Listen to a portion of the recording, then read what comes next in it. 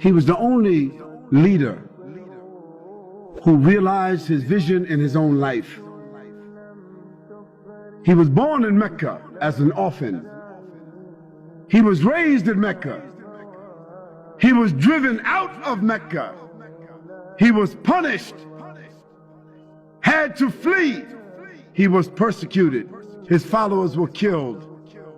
But Allah allowed him to come back 23 years later as a victor, as a conqueror.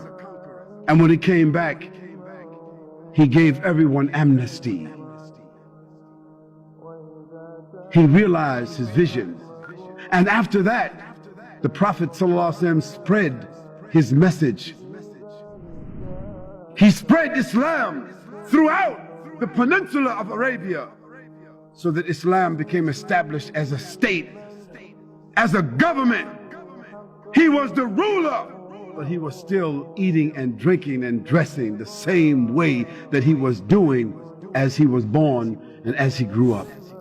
The Messenger of Allah sallallahu alaihi wasallam, he was just and he was fair.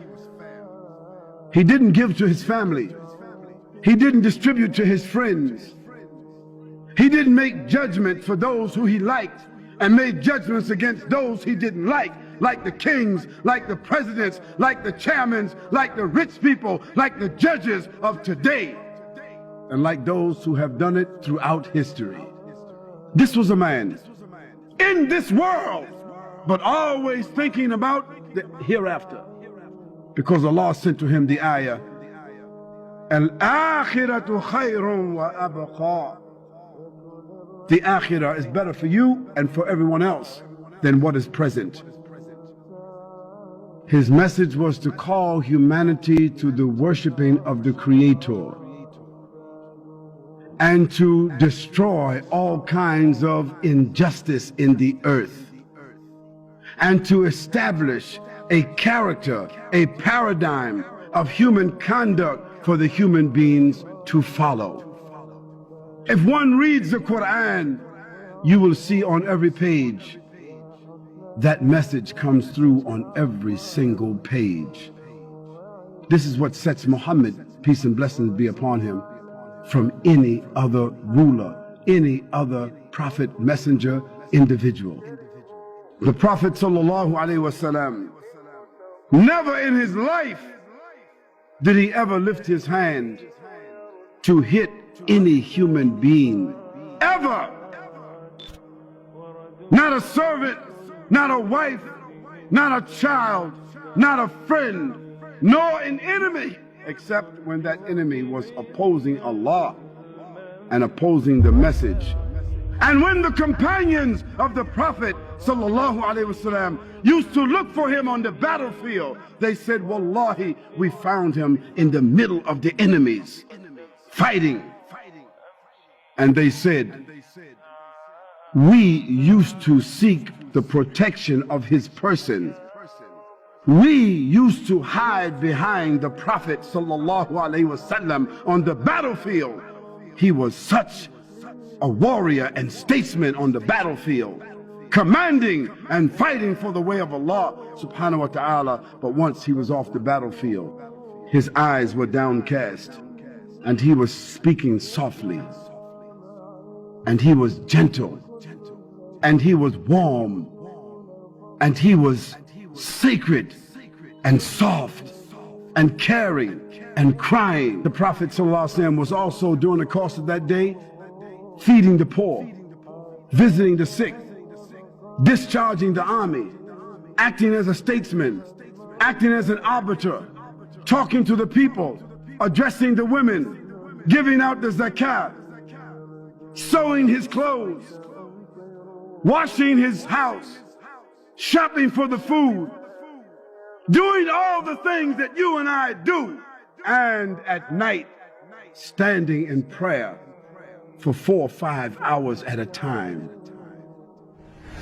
and in the day fighting the battles, discharging the armies, giving the ahkam and the rulings, explaining the Quran, instructing the people in behavior. How could a man do all of that and stand 4 or 5 hours at night at one time? What kind of human being could that be? It was a messenger. It was a prophet. This was a man with a message. O Muslims and non-Muslims, Muhammad, according to the Quran, he was a witness over the believers.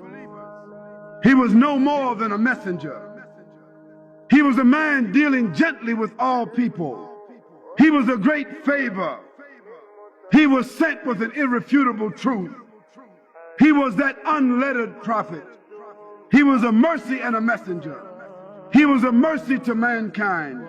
He was a witness over the believers, and the believers a witness over mankind. He was a mercy to the world. He was the best example to follow.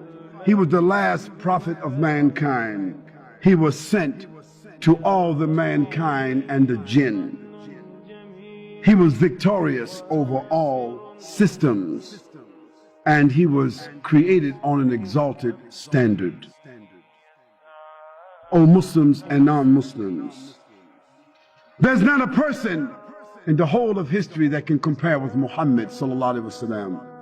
Not a Confucius, not Gautama Buddha, not Alexander the Great, not Bonaparte Napoleon, not Julius Caesar, nor Constantine, not Mahatma Gandhi, not King Richard or King Ferdinand, not Winston Churchill, not Charles Darwin, nor Deng Xiaoping, nor Karl Marx, not Albert Einstein, not Martin Luther or Martin Luther King Jr., not George Washington, not John F. Kennedy, and certainly not Bill Clinton, not Tony Blair, nor John Howard, nor George Bush Sr. or George Bush Jr.